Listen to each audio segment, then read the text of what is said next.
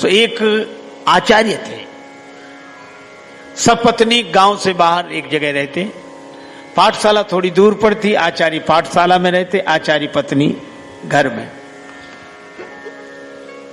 उनका एक नियम था, दूसरे दिन का संग्रह नहीं करते थे। आज के लिए जो है ठीक है, जरूरत है आज के, कल भगवान देंगे। जब भगवान ने कहा नित्याभियुक्ता नाम, और जब भगवान कह रहे कि नित्य हम व्यवस्था करेंगे तो हम काहे को 50 साल का जोड़ के रखें और पीढ़ियों का जोड़ के रखें, और भगवान कह रहे हम रोज। नियम बड़ा अच्छा चल रहा था, लेकिन भगवान कभी कभी परीक्षा भी लेते हैं। दीपावली के एक दिन पहले एक बालक आया कि ये कल के लिए रख ले। बोले नहीं गुरुजी नाराज होंगे, कल के लिए नहीं रखते, आज कल दीपावली, कोई बात नहीं। आचार्य जी आए, आचार्य पत्नी ने कहा कि कल के लिए कुछ का सोचना ही नहीं है, व्यवस्था होगी। आचार्य चले गए पाठशाला में। दीपावली का दिन, सुबह दोपहर शाम कोई नहीं आया, भूख के मारे, और नियम टूट गया आज। अब गुरुजी ने अपने मन को बहुत समझाया, लेकिन पंजाबी में लोग बोलते ना, पेट न पैया रोटियां तो सब्बे गल्ला खोटियां। भगवान को बहुत मानते थे, लेकिन भूखे।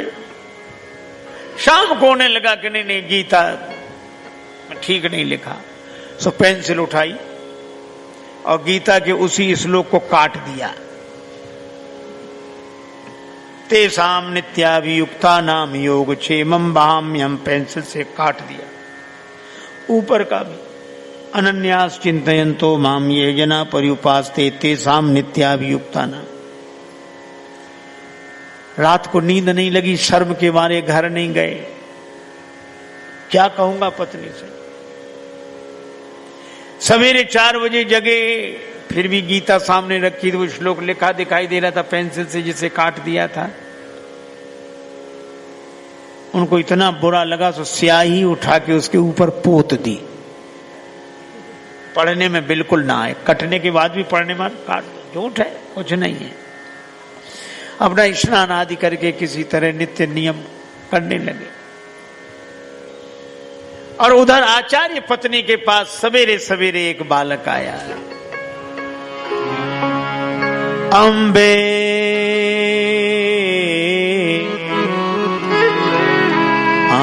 अम्बे अब के मोही उबारो, अम्बे अब के मोही उबारो,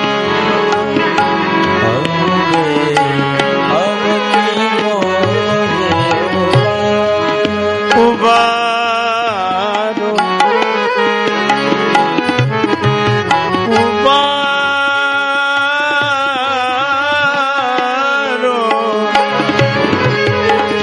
उबारो मोही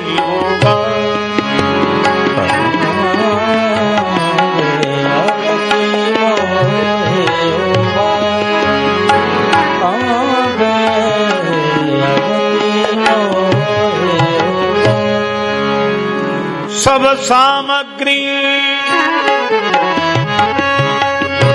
धरो भवन में, अरु यह बदन निहारो, अब के मोही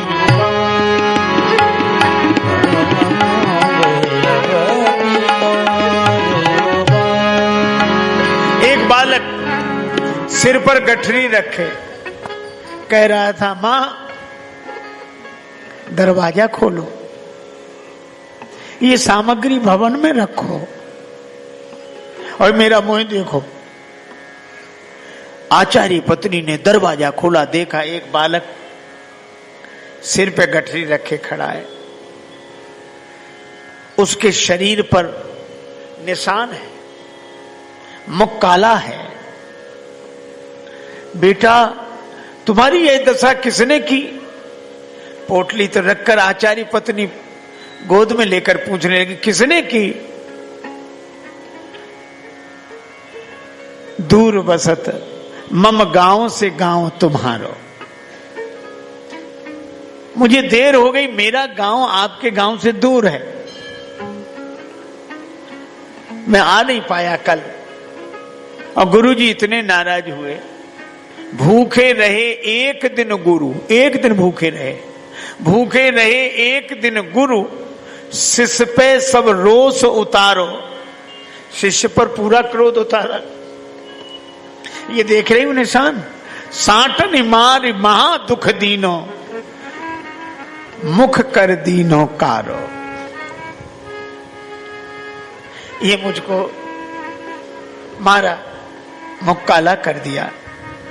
आचार्य पत्नी रोने लगी, बालक को गोद में बिठाया, बेटा गुरुजी वृद्ध हैं, शिकायत मत करना और मन में दुर्भाव मत रखना। आचार्य पत्नी ने उसका मुख धोया, काली में हटी, खिला पिलाकर प्रसन्न करके भेजा। और जब पोटली खोली बालक तो चला गया। पति की पोशाक पोटली में निहारी, प्रथम सारी जरतारी ही हरने लगी। तनसों विनीत भांति भांति की रसोई, तपत मनसों स्वपति की प्रतीक्षा करने लगी। आचार्य आए, देखा ये सब कौन लाया? आचार्य पत्नी तनिक रुष्ट होकर बोली, कौन लाया? वही लाया जिस नन्हे से बालक को आपने ऐसी सजा दी।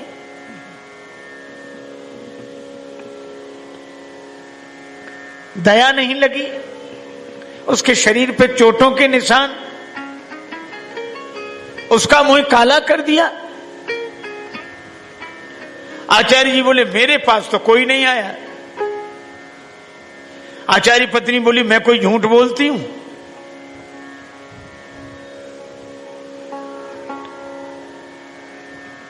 मैंने खुद उसके मुख की कालिक पोती हटाई, पता नहीं कौन सी कालिक लगाई थी। उसके मुख की कालिमा तो दूर हुई, पर बड़ी मुश्किल से, और हमारे हाथ तक काले हो गए। और ऐसा कह के आचार्य पत्नी ने अपने दोनों हाथ आचार्य के सामने कर दिए, देखो ये कालिमा। और जब आचार्य पत्नी ने अपने दोनों हाथ उनके आचार्य के सामने रखे तो उस कालिमा में स्पष्ट लिखा दिखाई दे रहा था, अनन्यास चिंतयन्तो माम।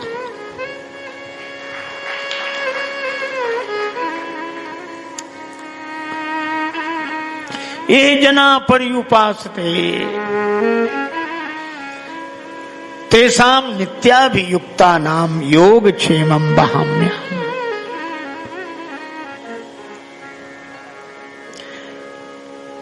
आचार्य जी बहुत भावुक हो गए। श्री गीता जी की 108 परिक्रमाएं की और उस श्लोक को फिर उसी जगह लिखा। भगवान, ये 100% सही बात है, जो आपके भरोसे रहता है उसकी नित्य व्यवस्था आप ही करते हैं। इसीलिए एक महात्मा कहते थे कि जब दांत न थे तब दूध दिया, जब दांत न थे तब दूध दिया, अब दांत दिए तो क्या अन्न न देगा? भगवान के भरोसे। इसलिए तन धन भवन सब दिया है भगवान ने। तन को, धन को, भवन को भगवान से जोड़कर देखो,